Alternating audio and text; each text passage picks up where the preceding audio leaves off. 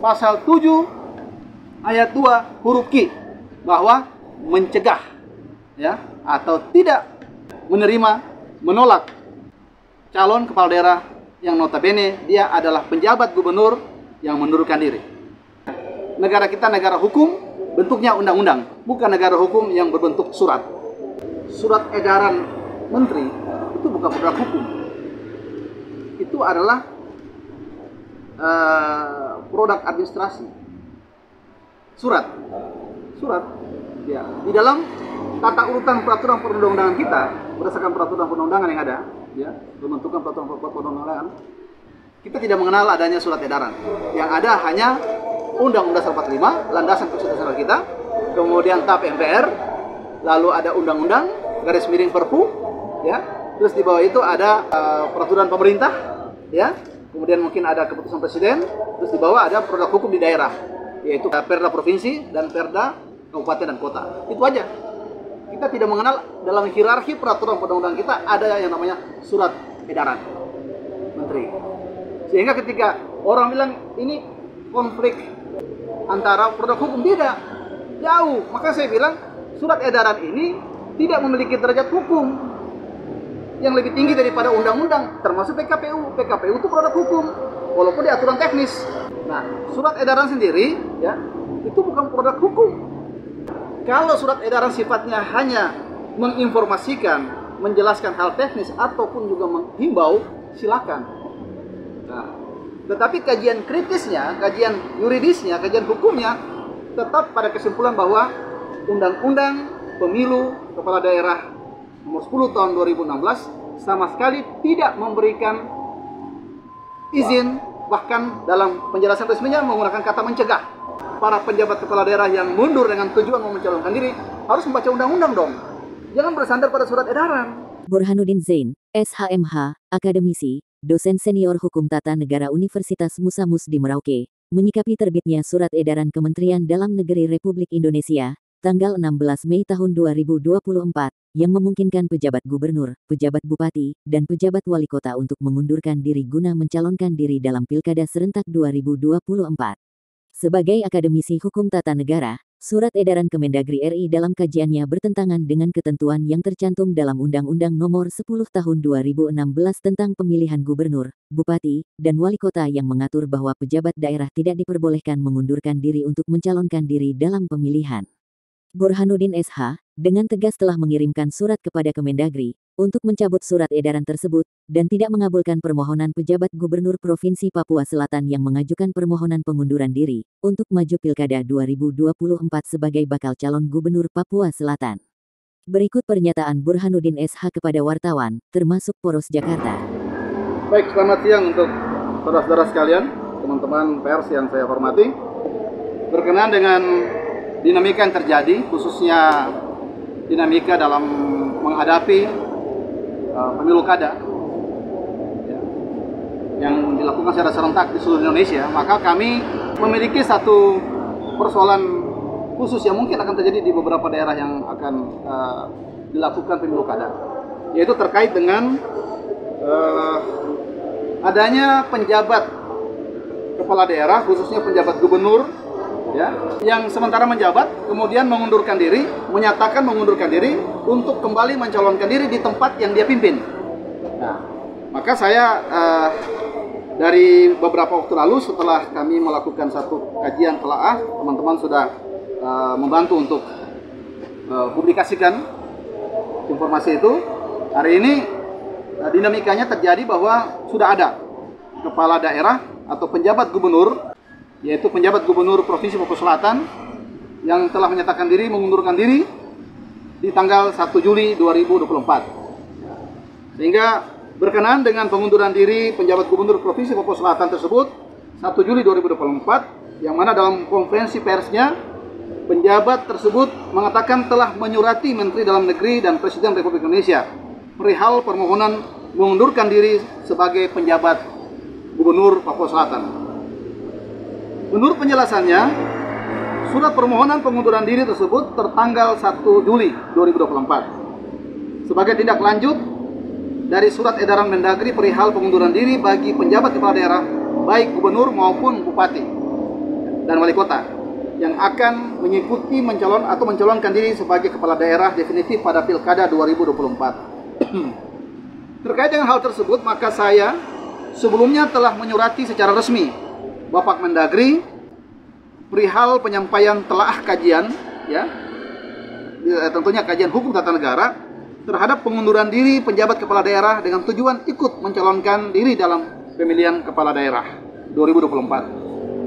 Yang pada akhir dari telaah tersebut saya mendesak, ya, jadi pada akhir hasil telaah itu saya mendesak kepada Mendagri untuk segera mencabut, ya, surat edaran yang telah dikeluarkan. Ya, seperti itu. Sebagai pengajar hukum tata negara dan juga sebagai anak negeri, ya, tanah Papua Selatan khususnya tanah Marin, ya, saya sekali lagi mau meminta ataupun mendesak kepada Mendagri agar mempertimbangkan hal ini dengan baik, ya. Karena saya sudah katakan bahwa surat edaran yang dikeluarkan ini sama sekali tidak memiliki derajat hukum. Satu, artinya dia bertentangan dengan peraturan perundang-undangan yang mengatur hal pemilihan kepala daerah, yaitu Undang-Undang Nomor 10 dan juga aturan teknis yang ada di KPU. Dan yang kedua, saya mau katakan bahwa surat edaran ini bukan merupakan produk hukum. Ya, surat edaran ini adalah produk administratif yang dikeluarkan oleh seorang pejabat publik. Dalam hal ini adalah menteri, berarti surat edaran menteri. Ya, kita mengenal tata urutan peraturan perundang-undangan dalam Undang-Undang Pembentukan Peraturan Perundang-undangan, itu ada Undang-Undang Dasar 45 atau landasan konstitusi kita. Yang kedua ada TAP MPR, ada undang-undang atau peraturan pemerintah pengganti undang-undang. Kemudian ada peraturan pemerintah, ya.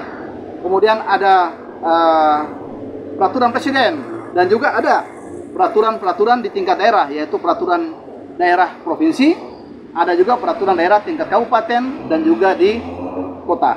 Sehingga saya sampai pada kesimpulan bahwa satu, bahwa saya tetap konsisten untuk mendesak Menteri Dalam Negeri untuk segera mencabut surat edaran Menteri Dalam Negeri Republik Indonesia nomor 100.2.1.3 /2314/SJ tentang pengunduran diri penjabat kepala daerah yang akan maju dalam Pilkada Serentak Nasional tahun 2024, karena surat edaran tersebut jelas-jelas bertentangan dengan pasal 7 ayat 2 huruf Q Undang-Undang Nomor 10 Tahun 2016 tentang pemilihan kepala daerah dan peraturan Komisi Pemilihan Umum Nomor 3 Tahun 2017 Junto PKPU yang terakhir tanggal nomor 8 tahun 2024. Dua, bahwa menurut saya berdasarkan optik hukum tata negara, ini dari kacamata hukum tata negara, dasar hukum yang menjadi pertimbangan terbitnya surat edaran tersebut sangat tidak tepat. Kalau kita baca surat edaran itu ada konsideransinya, ya, dasar hukum atau pertimbangannya itu sangat tidak tepat.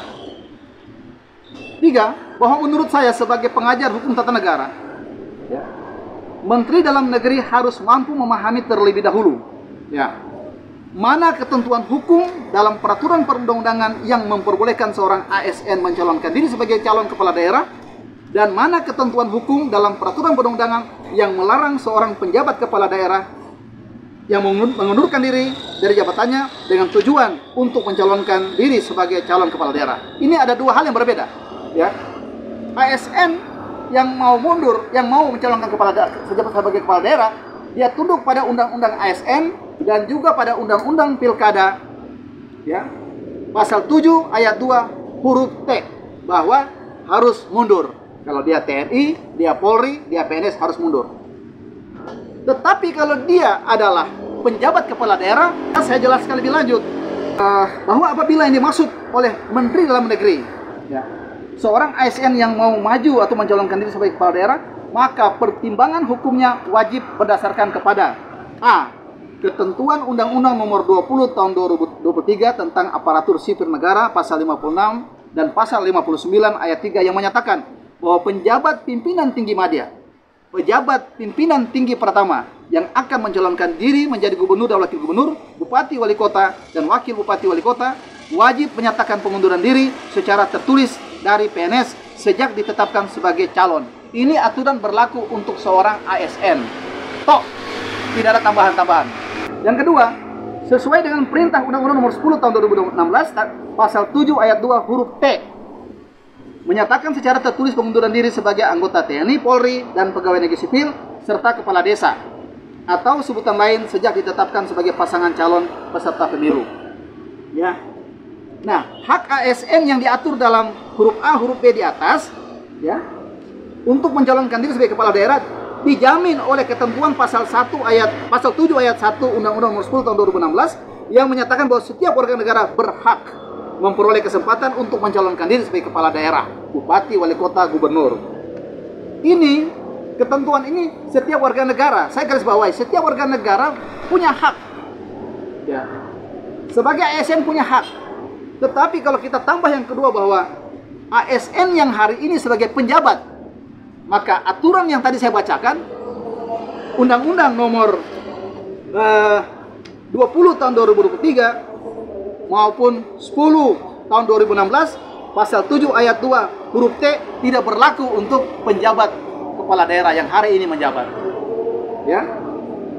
Maka saya jelaskan di sini bahwa penerapan ketentuan hukum pada poin nomor 4 di atas A, B, C tidak dapat diterapkan atau dijadikan dasar pertimbangan untuk memperbolehkan seorang ASN yang adalah penjabat kepala daerah karena secara lex speciali, saya ulang lagi, saya tegaskan, kalau orang tata negara paham, secara lex speciali sudah ada ketentuan yang bersifat khusus atau pengecualian yang melarang dan bahkan pasal tersebut sengaja diadakan oleh kehendak pembentuk. Ini bukan dari siapa-siapa. Pembentuk undang-undang menghendaki untuk seorang penjabat kepala daerah tidak boleh mundur.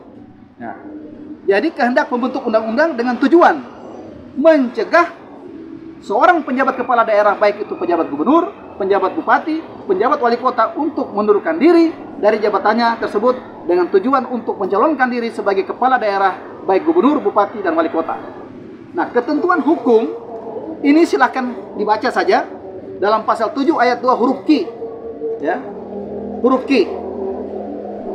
Undang-Undang Nomor 10 Tahun 2016 dengan penjelasan resminya. Ingat, kita baca undang-undangnya, kita baca juga penjelasan resminya. Karena saya mau jelaskan di sini bahwa undang-undang dengan penjelasan resmi itu merupakan satu kesatuan yang tidak dapat dipisahkan. Undang-undang diundangkan, berlakunya undang-undang ketika diundangkan dalam lembaran negara atau Staatsblad. Penjelasan resmi itu merupakan bagian yang tidak bisa dipisahkan, maka dia pun diundangkan dalam tambahan lembaran negara yang kita sebut dengan Bijblad.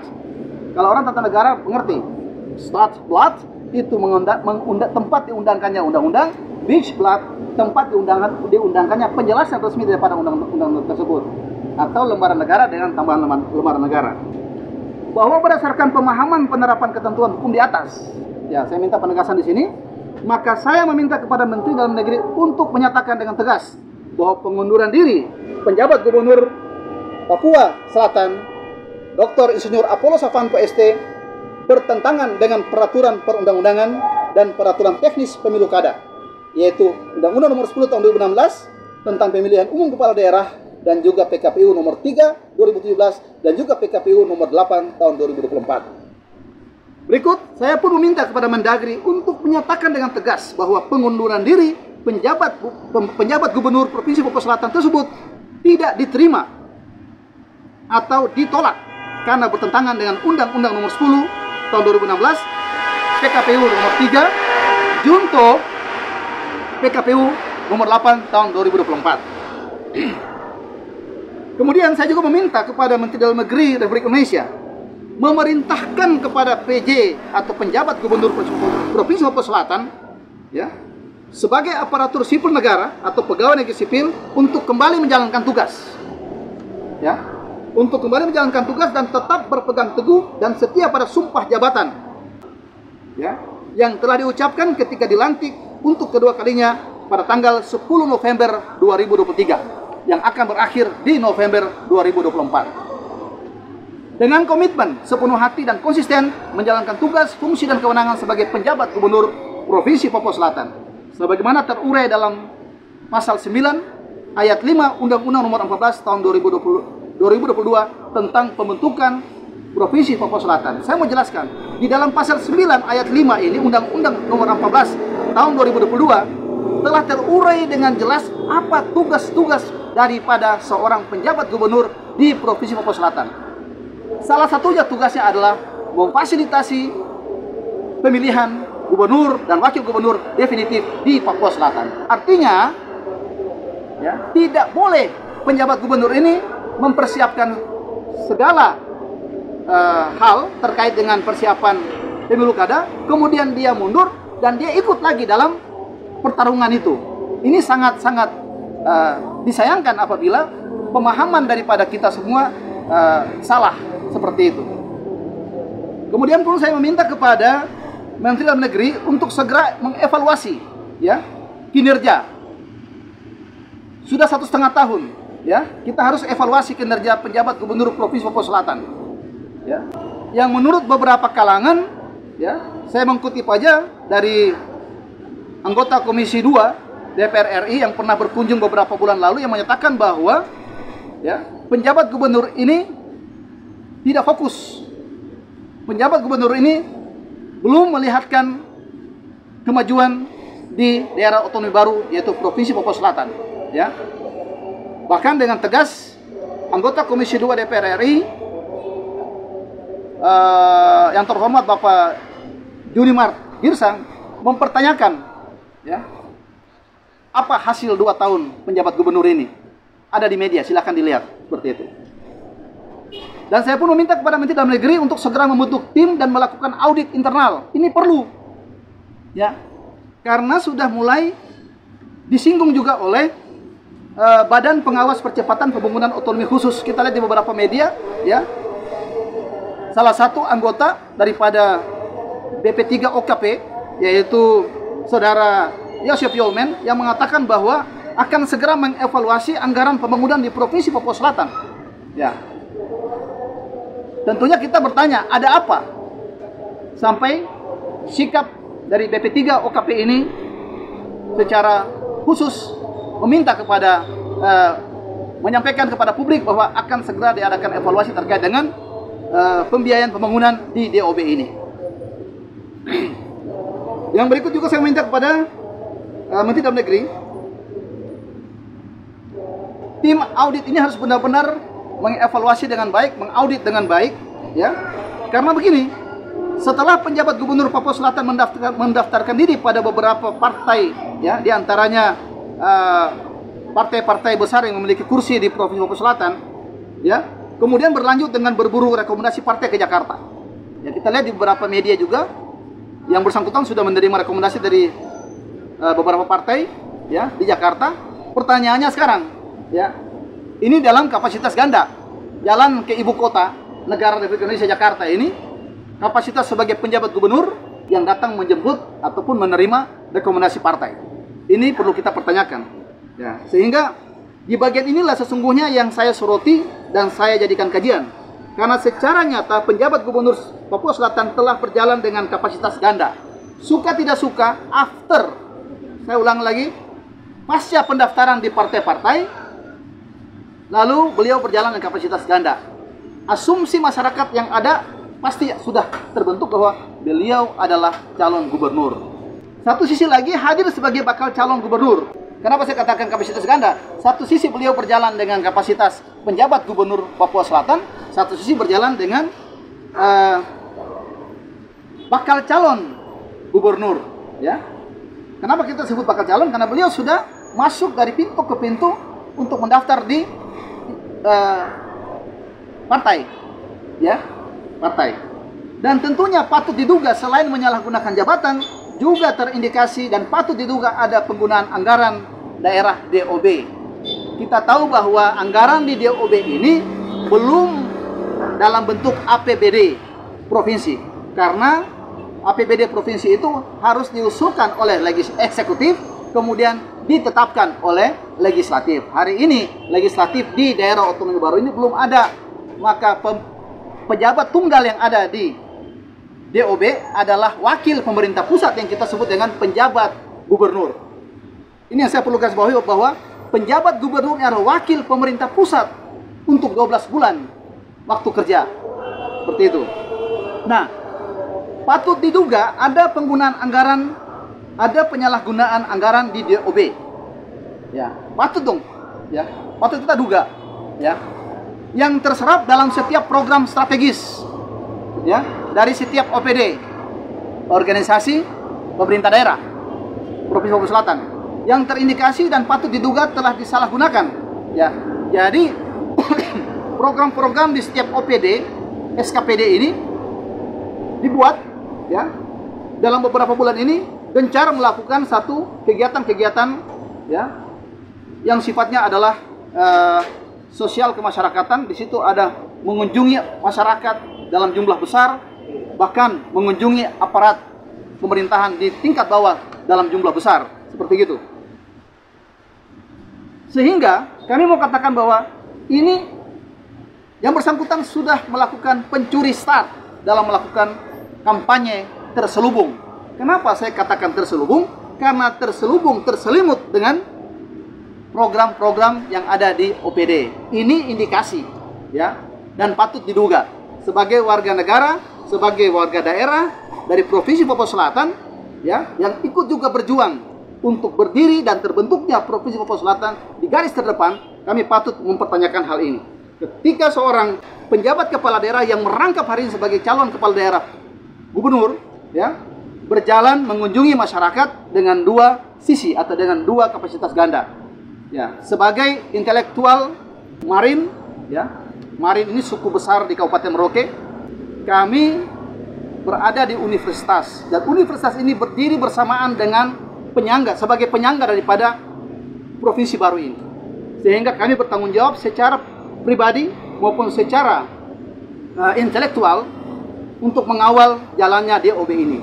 Ya, kami tidak menginginkan DOB ini kemudian menjadi sesuatu yang kehilangan marwah daripada perjuangan. Banyak orang yang sudah berjuang untuk DOB ini, Provinsi Papua Selatan, yang kemudian hari ini sudah almarhum, ya, yang belum menikmati. Banyak yang hari ini dalam keadaan sudah tua, dalam usia lanjut, yang juga tidak menikmati. Maka hari ini tanggung jawab kita sebagai generasi yang hari ini memimpin, tolong berikan satu sejarah yang terbaik di awal perjalanan DOB kita ini. Kabupaten Merauke menjadi bagian yang penting dalam sejarah, ya, dalam sejarah integrasi, yaitu PPRA. Sehingga hari ini ketika Merauke diberikan tanggung jawab, diberikan satu amanah sebagai ibu kota Provinsi Papua Selatan, ya, Provinsi Matahari Terbit, ya, mari kita sama-sama mengawal dengan baik, ya, sehingga jangan ada lagi masalah yang terjadi. Ya. Kita sama-sama mempelajari ilmu pengetahuan, walaupun bukan mempelajari hukum, tetapi saya yakin dan percaya kapasitas untuk berpikir pasti mumpuni. Ya. Fakta semua saya ada sampaikan di situ di dalam media, ya. Karena semua kegiatan daripada penjabat gubernur ini, ya, sekaligus sebagai bakal calon ini, semuanya terpublikasi dengan baik dan rapi. Terakhir, ya, saya tidak mau ini menjadi bola liar persoalan ini, sehingga saya minta perhatian daripada Menteri Dalam Negeri. Ya. Menteri Dalam Negeri, saya paham, sangat familiar dengan kami di Merauke, Papua Selatan, sangat familiar dengan kami di Papua. Sekali lagi saya minta kepada Mendagri untuk memberikan penjelasan sekaligus memberikan sikap tegas agar jangan hal ini menjadi blunder, ya. Sehingga sebagai pertanggungjawaban keilmuan, saya sebagai pengajar, sebagai dosen, sebagai akademisi hukum tata negara, saya tidak mau berkuar-kuar di media, tetapi saya ingin face to face. Maka saya sudah melayangkan surat audiens tertanggal 8 Juli 2024 kepada Menteri Dalam Negeri, ya. Saya berharap dengan informasi ini beliau berkenan untuk menerima kami. Kemudian juga mohon audiens kepada Dirjen Politik dan Pemerintahan Umum Kemendagri. Juga audiens kami sampaikan juga kepada teman-teman di komisioner KPU, ya. Saya berharap KPU tetap memiliki kekuatan. Saya berharap secara kelembagaan teman-teman komisioner di KPU ya mampu untuk bisa menghadapi persoalan ini, karena kita punya tanggung jawab besar, yaitu pilkada serentak. Ke Bawaslu kami juga layangkan surat permohonan audiens, bahkan DKPP. Memang ini kami sengaja, sehingga suatu ketika ini menjadi potensi masalah seperti itu. Saya berterima kasih pada teman-teman di Bawaslu, ya, beberapa komisioner yang sudah menyatakan bahwa ada potensi masalah ketika seorang penjabat kepala daerah dibiarkan atau diizinkan mengundurkan diri kemudian mencalonkan diri. Karena selama dia berjalan, dia sudah pasti akan membangun yang namanya infrastruktur politik yang menguntungkan bagi dirinya. Ini saya hanya kutip pernyataan daripada salah satu komisioner di Bawaslu RI. Begitupun teman-teman di KPU, saya minta ya, KPU konsisten, karena saya tahu 2 PKPU, 3 tahun 2017, 8 tahun 2024 tetap mengacu konsisten istiqomah kepada undang-undang pemilu, yaitu tidak mengizinkan. Ya, maka saya minta juga ada sikap tegas, ada satu kata, ada satu tindak dari penyelenggara untuk tidak menerima pendaftaran dari seorang penjabat kepala daerah di tanggal 26 Agustus 2024. Demikian kami sampaikan hal-hal yang sudah saya paparkan tadi. Mudah-mudahan audiens ini bisa cepat terlaksana sehingga jawaban untuk kami pun menjadi jelas, ya, sehingga pelaksanaan pemilu di DOB, ya, ingat ini penjabat gubernur di DOB. Ya, bukan penjabat gubernur yang menggantikan pejabat yang terdahulu yang selesai demisioner. Tapi ini DOB, penjabat gubernur di DOB. Jadi yang sangat disayangkan, penjabat gubernur di daerah yang baru lahir kemudian ditinggalkan, ya. Ini yang sangat kami sayangkan, Mas sekali. Ya. Demikian dari saya.